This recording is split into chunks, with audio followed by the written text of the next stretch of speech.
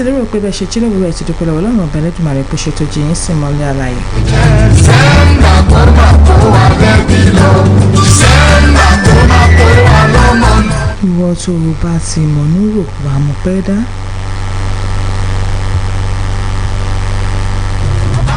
Ìṣọ́ wa nínú ìbànújẹ́. December kó máa kó wa lẹ́bi lọ.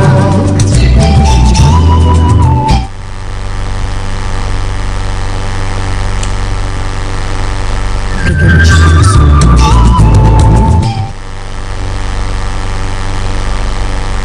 Tí ojú rere rẹ̀ o, Èdùmàrè ti ṣẹ́gun fún mi.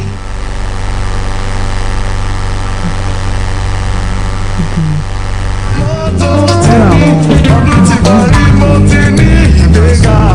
Yìnyín ògo ló yẹ ọ́. Yìnyín ògo ló yẹ ọ́. Yìnyín ògo ló yẹ ọ́. Yìnyín ògo. dúpẹ́ pé Ọlọ́run ọba ṣe ohun tó jí ọ sí mọ́lẹ̀ àlàyé lọ́jọ́ tòní. Yìnyín ògo ló yẹ ọ́. a sì tún wá máa sọ fún ẹ̀yin olùgbọ́ wa pé tẹ́ ẹ bá ti jí lòwúrọ̀ ẹ máa fi ọwọ́ ba orí yín pé ìwọ orí mi mò ń lọ lónìí gbé mi pàdé aláwo orí.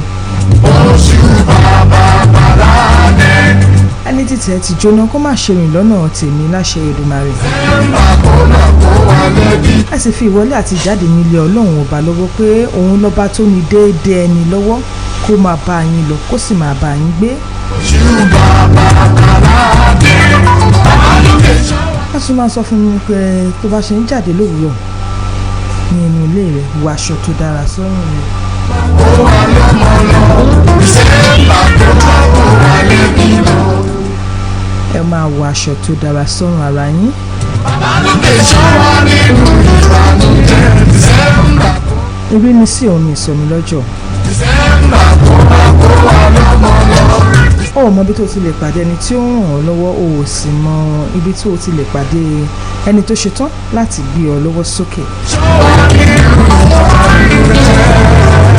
tó bá wá ń lọ tó pàdé rẹ̀ tó sì rí i pé bó ṣe rí kò fi ògo fún orúkọ Olúwa nínú ayé rẹ̀ ìyàwó lórí kò fẹ́ kọ sí ọ.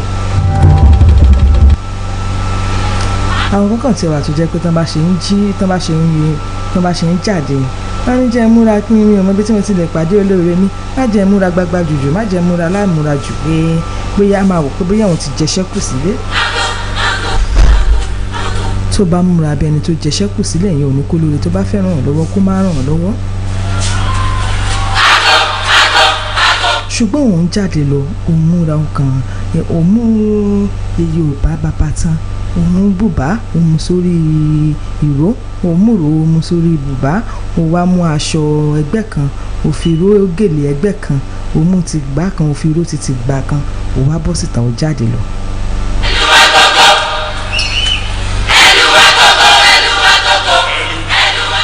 ta ló fẹ́ pàdé rẹ nínú gbogbo tó pọ̀ ní tó fẹ́ ṣe ọ́ lóore náà. ẹ̀yin mọ̀ pọ̀pọ̀lọpọ̀ àwọn olóore náà ló máa ń wo béèyàn bá ṣe múra sí kó tó lè ṣe ẹni lóore. ọ̀pọ̀lọpọ̀ olóore ló jẹ́ pé tó bá rí ọ bó ṣe múra gan ló máa ń fún un ní ìdùnnú láti mọ orí iye tó ń fẹ́ fún ọ láti ràn ọ́ lọ́wọ́. ṣùgbọ́n gbà téèyàn mi bá múra tó kàn kó gbogbo ẹ̀jọ̀ papọ̀ múra pé tó bá ṣe rí òun láṣẹ ràn ọ́ lọ́wọ́ sí ṣé orí oore tó yẹ kó fún ọ bóyá ó yẹ kó fún ọ ní ìlọ́po owó tó yẹ kó fún ọ ṣùgbọ́n gbà tó rí bó ṣe múra dọ́dọ̀ tó ń kò ní fún ọ á wò pé ibo lòun ti fẹ́ bẹ̀rẹ̀ pẹ̀lú ìgbé ayé ẹni yìí.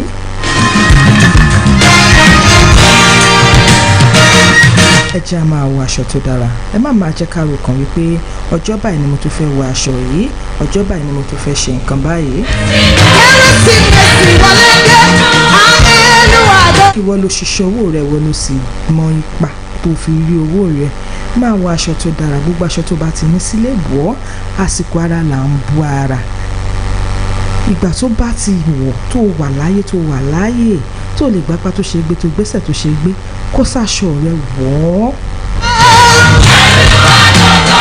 ẹ̀kan bí ọ pé àyà alágbájá ṣe nìkan tẹ́ fẹ́ ṣe lónìí ni bàbá alágbájá ṣe nìkan tẹ́ fẹ́ ṣe lónìí ni tẹ́ fi wọ aṣọ báyìí mo dúpẹ́ lọ́wọ́ Ọlọ́run ọba ni mo wà láyé kò ń ṣe pé bóyá wọ́n fi aṣọ náà bẹ̀ mí kí n tó wọ̀ ọ́. ìmọ́lẹ̀ yìí. sábà lọ ibi tó ti ń ṣe òkú àwọn àgbà a ó rí wípé gbogbo nǹkan wọ̀nyí kò ní ìtumọ̀. olùgbàlà.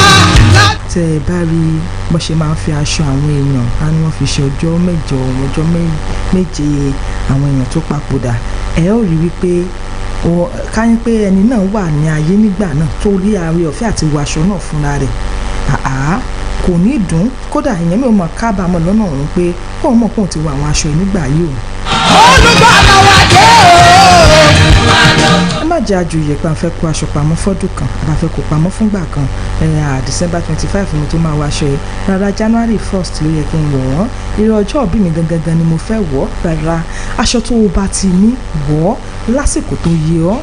olùgbàlà wà dé o. múra dáadáa kó fúnra rẹ ní àpọ́nlé ọmọlúàbí tó yẹ ọ́ gangan. ìyọ̀pẹ̀ fún bàbá.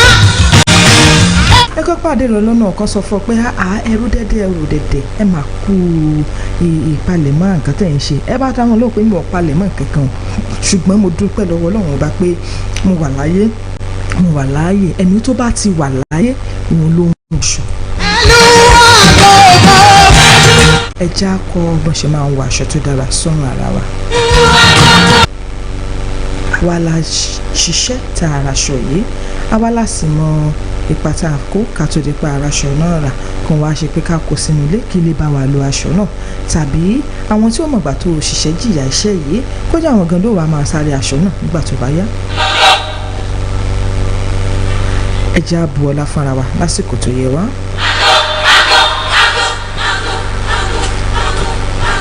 àti wípé ẹ jẹ́ á máa jẹ oúnjẹ tó dára sínú ara wa. ìwọ tó o bá ti lówó tí Ọlọ́run ọba mi Èdùmàrè pèsè fún ọ tó o ní owó tó jẹ́ wípé o ṣe ibẹ̀ sílẹ̀ kì í ṣe pé o lọ gba ẹ̀bà níbì kan o fún Ọlọ́run fún ọ lórí ọ̀fẹ́ o ka owó o ṣiṣẹ́ orí owó ó yẹ kó o jẹun tó dára sẹ́nu ara rẹ. ẹ̀mí tó ṣiṣẹ́ yìí ó yẹ kó jẹ èrè tó pọ̀ jù nínú iṣẹ́ náà. ọ̀pọ̀lọpọ̀ èèyàn ló kàn ti ẹ̀wà tán bá débi tán ti ń ta oúnjẹ wọ́n á ní fún mi ní fùfú 8 ẹ bá mi fi ẹran ẹyọ kan tàbí tán bá sọ pé ẹran mélòó ni ká fi sí ẹran wọn sí lè ìgbà tán tí mo délé ayé wọn ti jáde ń gbà yín tiwọn ẹ má bọ́dà àti fẹ́ràn sí. ipa wo ló wá fẹ́ kó ìwọ ló ń ṣiṣẹ́ ìwọ ló ṣiṣẹ́ jìyà iṣẹ́ yìí kí ló dé tó wà á rora àti náwó sẹ́nu ara rẹ̀. kò sóhun tó fẹ́ dà fún wa tá a bá náwó sẹ́nu ara wa jọ oúnjẹ tó dára sí ẹnu ara rẹ̀. ṣe rí ká ní pé a máa ń lọ ibi tí wọ́n ti ń ṣayẹyẹ òkú dáadáa a ó rí i pé gbogbo nǹkan wọ̀nyí asán lórí asán ni. ẹlù kí gbogbo aráyé gbọ́ kí àwọn. mo fẹ́ ra lé mo fẹ́ kọ́lé mo fẹ́ ra mọ́tò mo fẹ́ ṣe gbogbo òfo lórí òfo ni. ohun tí ẹyẹ bá ti jẹ báyìí òun lẹyẹ ń gbé fò. tí ìdèbí tán ti ń ṣe òkú rí tí àwọn ẹni tó fi ṣe next of kin jà rí pé ẹ jọ̀wọ́ o owó kan wà ní yàrá bọ̀dá mi bẹ̀yẹn ẹ má fọwọ́ kan o èmi gangan kódà kan tó papòdà yìí náà ti ní kí n gbéwó náà ṣùgbọ́n mo ṣe fẹ́ kí atẹ́gùn fẹ́ sí i ká má rò pé bẹ́ẹ̀ mi ni mo papòdà mi. àwọn olùṣọ́. nígbà tí bọ̀dá yìí sì wà láyé náà gbà náà ẹ jẹ oúnjẹ tó dára ní kí ni owó ìmọ̀ fẹ́ fi kọ́lé mà ní. ẹ jẹun tó dára rárá o bí mo ṣe wà yìí mi ò kàn tiẹ̀ lágbára àtijọ́ ibi ò kì í pa mí. tẹ́ ẹ bá sì rí ikùn bọ̀dá náà mọ̀ pé ebi ń pa á. ṣùgbọ́n àti jẹun sẹ́nu ara rẹ̀ ó rò ó lára. látàrí làálàá ilé ayé yìí ó kó lé ọkàn ara rẹ̀ ju pé kó ṣe ara rẹ̀ láǹfààní lọ. olùgbàlà wà dé o. mo lérò pé ká ní kó lè bẹ́jú ẹ̀yìn ìgbà náà á kí ọwọ́ bọ ẹnu pé ìgbà tó ń wà ní ayé tó yẹ kó òun jẹ ayé yìí òun ò mà jẹ́ ẹ̀. kérésìmesì wọlé dé. bẹ́ẹ̀ ni nísìnyí ẹni tí ò mọ̀gbà tó ṣiṣẹ́ jìyà owó náà ló ń lérí lèka máwọn ẹbí tó kù wípé ẹ má fọwọ́ kan owó yẹn òun mi ní bọ̀dá mi kí n gbé. fún bàbá. ìwọ tó o bá ti lórí ọ̀fẹ́ tó o ṣiṣẹ́ déédéé ó yẹ kó o lásìkò ìgbádùn ó yẹ kó o ní ibi tí ìwọ gan ti ń fún ara rẹ ní ìdùnnú àti ayọ̀ pé ìyàwó rẹ múra fún un lówó ìyàwó mi ò lọ sí ọjà sí ọbẹ̀ tó dára jẹ́ ká jẹ oúnjẹ tó lálàáfíà sẹ́nu ara wa owó tá a fẹ́ fi kọ́lé ìkọ́ la fẹ́ fi jẹun owó tá a fẹ́ fi jẹun nǹkan la fẹ́ fi ra mọ́tò. ẹ má sì já fọwọ́ mẹ́wẹ̀ẹ̀wá jẹun látàrí pa sọ pé kẹ́ ẹ jẹ oúnjẹ tó dára sẹ́nu ara yín o. bàbá ṣe ń rówó ẹja ayé àwọn sọ́tọ̀ọ̀tọ̀ eléyìí mo fẹ́ fi jẹun ni eléyìí mo fẹ́ fi ṣe lágbájá eléyìí mo fẹ́ fi ṣe tàmọ̀dọ̀ eléyìí mo fẹ́ fi ṣe òun báyìí ni. ẹja máa rántí ìgbà ọ̀dá ẹja máa wo ibi tí a lè fi owó pamọ́ sí látàrí pé ìgbà tí ọ̀dà bá máa dé kò lè rí nǹkan sábà. látàrí rẹ̀ náà tún jẹun tó dára sínú ara rẹ̀ kó sì wàṣọ tó dára. ẹ̀wọ̀n bá ní kó kó ohun ilé ayé ilé kan mọ́ má ṣe pàpà ló lo ilé ayé torí ohun ilé ayé náà ló máa bá lọ. àti gbogbo ayé ń retí. má ṣe kó kan jẹ́ǹjẹ́ kankan má ronú pé kí ló fẹ́ dà kí ló fẹ́ ṣe látàrí ibi tó ti ń ronú níṣòmọ̀ pé tó bá ti ní ẹ̀jẹ̀ ríru kò sẹ́ni tí ò bọ̀ ọ́ ṣe ìwọ fúnra rẹ ló ti máa fúnra rẹ ní ìtọ́jú àbẹ́nú. ẹtúyáyá túyáyá. ẹ má kó ohun ilé ayé lẹ́kàn ẹ jẹ́ kó ohun ilé ayé bá ayé lọ kò sóhun tá a mú wá kò sí sóhun tá a ń mú lọ.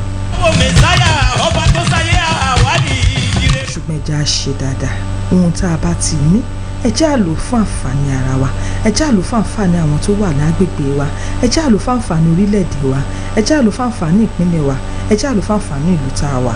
He's the blameless one, he's the sinless one, olùdá. ẹ sì já máa rántí pé ìgbà kan wà tó máa jẹ́ ìgbà ọ̀dá tí ò ní sí ẹni tí ìwọ ràn ní lọ́wọ́ tó jẹ́ wípé àpò ìwọ àpò yìí lásìkò ẹlẹ́dàá rẹ̀. ìfẹ́ tó fẹ́ wà ò kéré rárá. ẹ jẹ́ á máa ní ibi kékeré kan tí à ń fi owó pamọ́ sí ìwọ tó bá rí 1,000 naira lójúmọ́ máa fi ibì kan tó ti máa fi bóyá 50 naira àbọ̀dọ̀ naira pamọ́ sí látàrí ìgbà tí ìgbọ̀dá bá máa dé. ẹgbẹ́ tó tó sì àbí ò tó sì ọba tó fọwọ́ ṣe tó láyé bó ṣe tóbi tó láyé lọ́rùn kò sọ́ba bí rẹ̀ bàbá. nígbà tí ìgbọ̀dá náà bá máa dé wàá rí ibi lọ wàá rí ibi ṣe sí. ọba tí gbàdọ̀ bọ́lẹ̀ ọba ó gbé wọn kọ́ bí wọ́n gbé ń dáná ọ̀rọ̀ òbíjà má ṣe yé akọ má ti ga lẹ́yìn ọ̀pàpàpà ìyọ́lọ̀tẹ̀ ọba àbí ọ̀pábìlà sọ́bìdìrẹ́ ọba tó mọ̀ tó ẹ̀ẹ́dẹ́gbẹ̀mí àtọ́ èsì. ṣe rí ẹja máa mọ bá ṣe máa fi owó pamọ́ nígbà kankan tá a bá ti rí owó bítíbitì owó àgágá wa tá a bá ní àwọn èèyàn sílùú òyìnbó tá a ní àwọn èèyàn sílùú òkè òkun tó máa ń fowó ránṣẹ́ sí wa ẹja máa mọ iye owó tó fi ránṣẹ́ sí wa yìí tó nígbà kan máa wà tó jẹ́ wípé a máa kanlẹ̀kùn wọn nílé ìṣe fún wa. káàbọ̀ káàbọ̀ kì í ṣe fún ibi kì í ṣe fún ìbànújẹ́ kì í ṣe fún ohunkóhun. káàbọ̀. ṣùgbọ́n torí ìgbà ọ̀dà tiwọn náà dé bá wọn nígbà náà ni.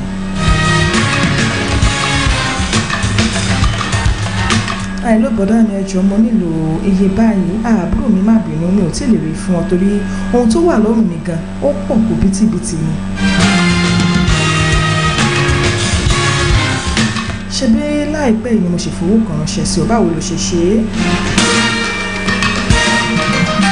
ọ̀wá máa ronú pé mo dẹ̀ ra aṣọ tó ṣẹ̀ jáde lásìkò náà mo ra bàtà tó ṣẹ̀ jáde lásìkò náà mo dẹ̀ ṣe báyìí lásìkò ìgbà tẹ́gbọ́n mi fún mi lówó yìí kí ló dé tó o ṣe lè fi owó náà díẹ̀ pamọ́ sí ibì kan torí ìgbà ọ̀dá.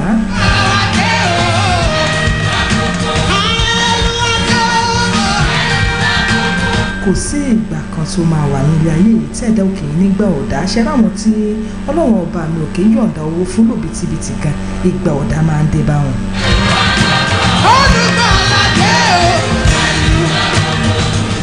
ṣé ẹ rí oṣù tá a fẹ́ mú yìí tá a máa ń pè ní January ọdún tó ń bọ̀ yìí ìgbà ọ̀dá máa ń wọlé gan tó pọ̀ jáǹtì rẹ̀ lásìkò ìgbà náà. wọ́n ní kí ló. ṣùgbọ́n ẹni tó bá ti mọ àkókò tó sì mọ ipa tó kó tó mọ bó ṣe ń kó owó pamọ́ díẹ̀díẹ̀ ìgbà ọ̀dá tó bá dé ọ̀rùn sábà. gbogbo sáàkì.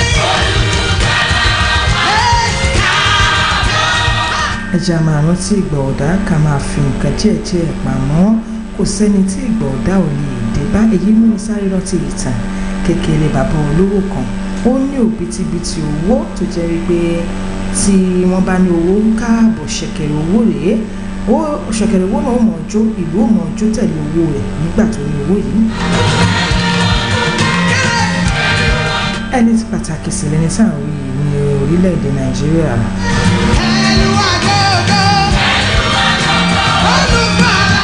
Kódà nínú ó du ipò àti jẹ olórí orílẹ̀-èdè yìí, ó wù lọ́kàn ṣùgbọ́n ọba mi Èdùmàrè kò fàṣẹ sí i fún. Tó bá ń sọ̀rọ̀ á sọ wípé owó tí mo ní yìí tí òṣì bá dé ibẹ̀ á jẹ àmù, á kó bàtà, á kó aṣọ, á kúrò nínú owó rẹ̀.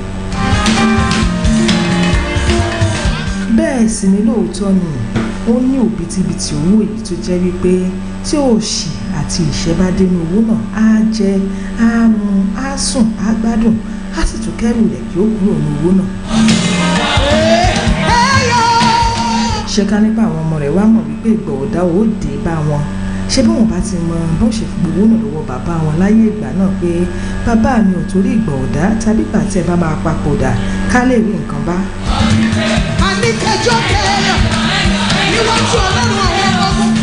Àwọn ọmọ náà ò rò bẹ́ẹ̀ ńgbà náà. Àwọn náà ń jayé bàbá mi lówó, ìyá mi lówó, ṣe bí bàbá mi lọ́lọ́run ọba dá sí tó báyìí tó ní òbítíbitì owó yìí. Ẹ̀yin ará mi, nígbà tí bàbá yìí papòdà, àwọn ọmọ orílẹ̀-èdè yìí náà ń bẹ ìjọba láti ran àwọn ọmọ rẹ̀ lọ́wọ́ báyìí.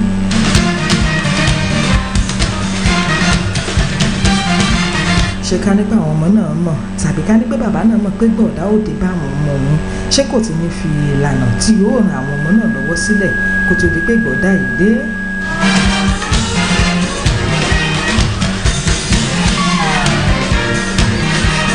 Ẹ jẹ́ á máa rántí pé kò sí ìgbà kan tó lọ bí òréré. Ìgbà kan máa wà tí gbọ̀dá bá máa dé. Ẹ jẹ́ á rí ohun tá a máa sábà tó o bá ní owó tó o ní okòwò kan tó ń ṣe. Ronú nǹkan tó tún lè mú mọ́ tí o fi máa ná owó ìmíràn wọlé sórí tábìlì rẹ. Ronú nǹkan tó lè mú mọ́ tí o fi mú oúnjẹ wá sórí tábìlì rẹ. Torí gbà tí gbọ̀dá bá máa dé, kò ní fa ìkan lára, wàá lè rí kan sábà sí kan.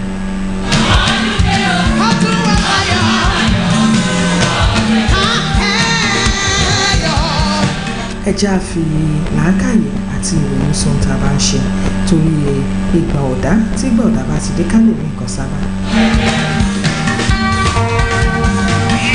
Ìkànnì Sunsplash FM náà lè ṣe wà tètè ń bo àgbádùn láti òwúrọ̀ ọ̀dà wákàtí yìí.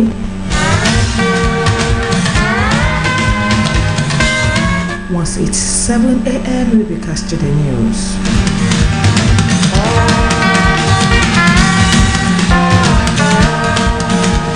Àsìkò ìtúpọ̀pọ̀ ṣìnṣìn ọdún yìí. Orí àyájọ́ òní ni ìyá tó bí olùgbàlà wa sáyé ti ń rọbí. Ẹ̀yìn mi ni o, ẹsẹ̀ mi ni o, ọwọ́ mi ni o, mo ti rómira, mo ti rí tọ̀hún. Somebody make some noise!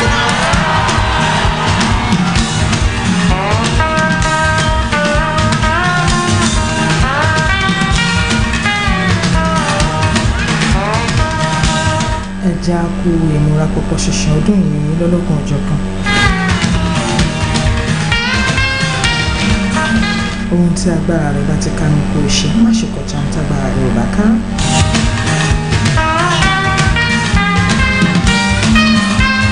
Ronú nǹkan tó wò lè ṣe tí ò ní fa gbèsè bá ọ, tó ò ní jẹ gbèsè lé lórí.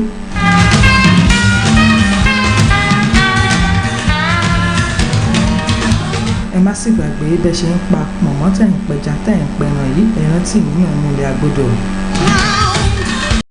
The angel of the Lord came down and glory shone around. All feet on the ground.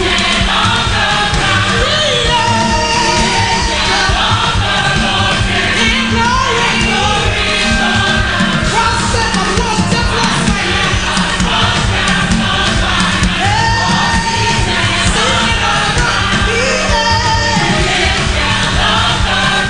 7 a.m. on Sunsplash FM 99.7. It's time for 7 a.m. news.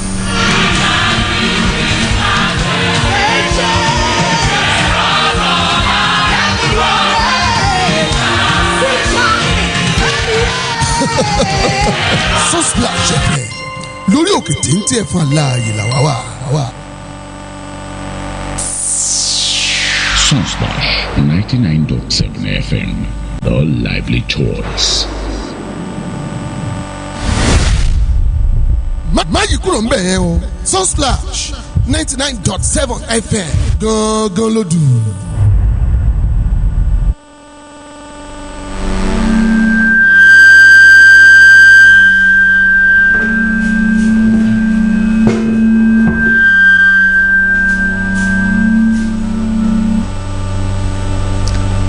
Good morning and thank you for joining us on News Update for 7 a.m. on Sunsplash FM 99.7. We are broadcasting live from Efon, Alaye, Ekiti State.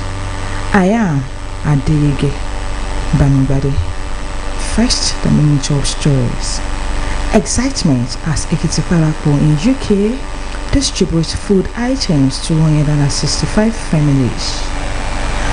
As Ekiti State and its residents join in the bliss of the festive season, some notable citizens of the state in the diaspora under the umbrella of Ekiti Parapo in UK have distributed food items worth several millions of naira to 165 families selected randomly across the 16 local government areas of the state.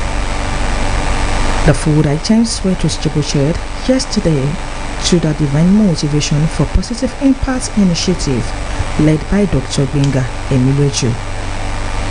The food package, which contained rice, beans, semovita, gari, vegetable oil, salt, and among others, were given out by the group led by its president Olamide Hidowu to celebrate the festive season with vulnerable citizens, most especially widows and aged.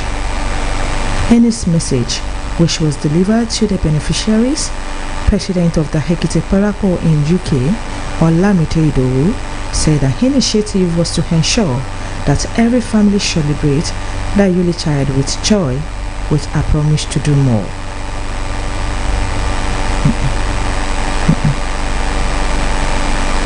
Ekiti Pension praised Governor Oyebanji at end of year prayer summit and seeking improved welfare. Members of the Pensioners Association of Ekiti of Nigeria (PAN) Ekiti State Chapter convened for an end of year interdenominational prayer summit and Christmas get together to give thanks for survival, unity, and progress recorded in 2025.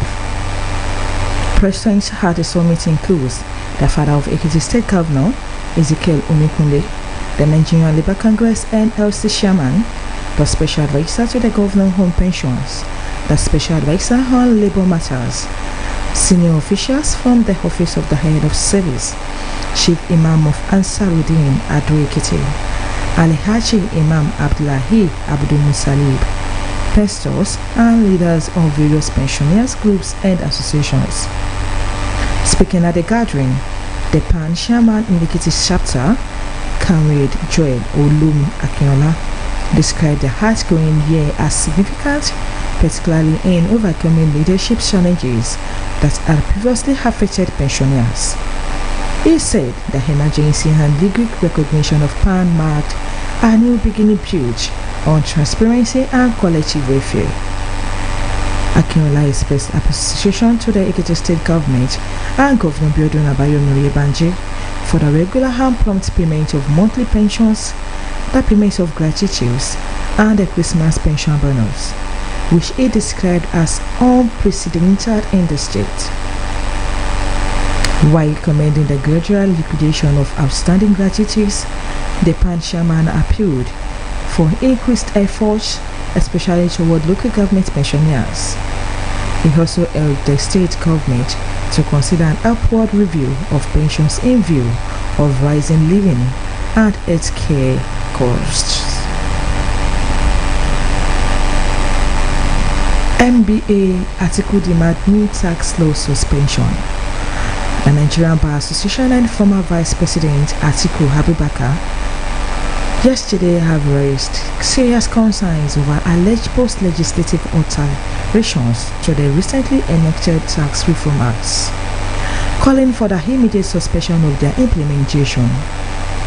In a statement yesterday, NBA President Mazi Afam Uzuri Hassan said that controversy surrounding the laws threatening the integrity, transparency, and credibility of Nigeria's legislative process.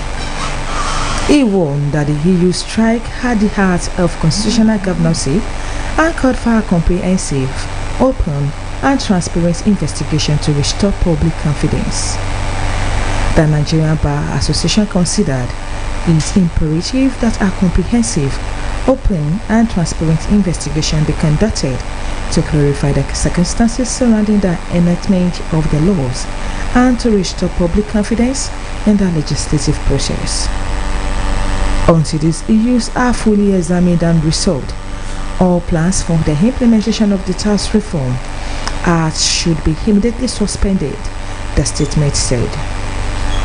The NBA further warned that legal and policy uncertainty resulting from that controversy could unsettle the business environment, erode investor confidence, and create unprecedentability for individuals, businesses, and institutions expected to comply with the laws.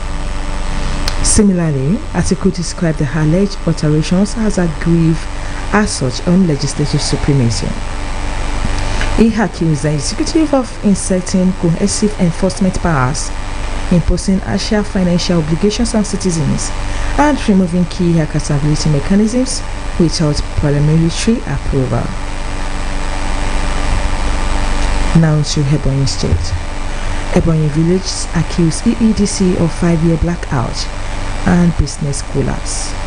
Residents of Obodo Haba and Ipele villages in Obiago community in the Ishelu local government area of Ebonyi State have accused the Enugu Electricity Distribution Company PLC of causing business collapse, neglecting and exploiting them despite huge payments made by the villagers.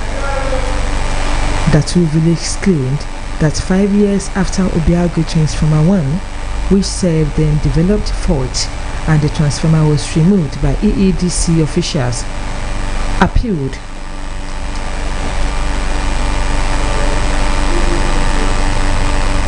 Sorry for the interruption. The two villagers claimed that 5 years after Obiago Transformer 1, which saved them, developed fault and the transformer was removed by EEDC officials, appealed and financial commitments have failed to make EEDC restore power, crippling economic and social life in the area. A representative and leader in the community, Mr. Kalanios Ogwabo, to the southeast that the situation is devastating, especially for small businesses that depend on electricity. The leader added that the prolonged blackout has turned festive seasons into periods of hardship. This Christmas, like every other year, we are going to remain in darkness, but this year is even worse because of the cost of fuel. Those who have generators will spend a fortune to buy fuel to have light.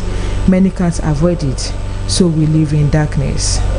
Ogwabo alleged that the community complied with all financial demands made by EEDC, including the payment of over 900,000, which was deducted from accumulated energy bills, with the understanding that a new transformer would be installed.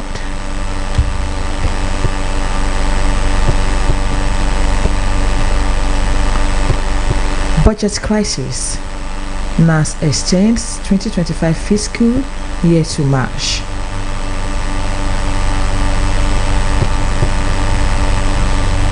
In a major fiscal reset aimed at addressing revenue shortfalls, weak capital execution, and overlapping budget cycles, the National Assembly yesterday approved a reversed 43.5 trillion naira 2024 Appropriation Act and a reworked 48.3 trillion naira 2025 budget framework, with the 2025 fiscal year extended to March 31st, 2026.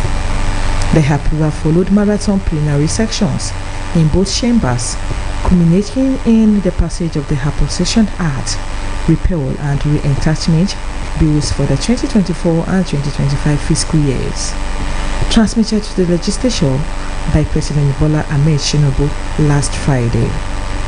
At the Senate, the revised budgets were approved after the adoption of a consolidated report of the Committee on Appropriations, presented by its chairman, Senator Solomon Adiola of Ogun West. The exercise, lawmakers said, was designed to align Nigeria's budget architecture with current fiscal realities, address implementation's gap, and restore discipline to the budgeting process. Presenting the report, Adiola explained that the core objective of the bills was to repeal earlier budget provisions and replace them with revised figures that reflect prevailing revenue constraints, debt sustainability concerns, and emerging national priorities. According to him, the 2024 Appropriation Bill Act was repealed from the original 35.5 trillion naira and re-enacted with an aggregate expenditure of 43.56 trillion, with details covering statutory transfer, debt servicing, recurrent and capital expenditure fully captured in the committee's report. 2026 budgets. Opeolo, Diri, Oyebanji sign, Nasarawa and Ondo lawmakers pass bills. As small state houses of assembly passed the 2026 budgets, Governor Monday Opeolo of Edo State, Joye Diri of Bayelsa State, and Biodun Oyebanji of Ekiti State yesterday signed the appropriation bills into law. Also yesterday, the Nasarawa State House of Assembly okayed 445.2 billion naira, an increase of 27.6 billion naira from the 517.5 billion naira earlier presented by Governor Abdullahi Sule. The Ondo State House of Assembly also passed the 655.23 billion naira appropriation bill presented by Governor Lucky Aiyedatiwa. Ascertained to the 939 billion naira appropriation bill at the Government House, Benin City, yesterday. Opeolo said the budget would move the state to a greater height. Let me thank members of the Edo State House of Assembly and the Speaker for doing a great job. I want to thank you for being proactive towards this budget. It was quick and the members did a good job. I believe this budget of hope and growth will move Edo State to a greater height, he said. The Speaker, Blessing Agbebaku, who led other members of the Assembly to the budget signing ceremony, appreciated the Governor for his developmental strides, which had transformed the state, with the people benefiting from this political governance style. Diri, according to a statement by his Chief Press Secretary, Mr. Daniel Alabra, had on November 13, 2025, presented a budget of 991.37 billion naira to the State House of Assembly, but the legislation increased aid to 1.1 trillion naira. And there is it on new update for 7 a.m. on Sunsplash FM. Thank you for listening. Have a great and wonderful day ahead.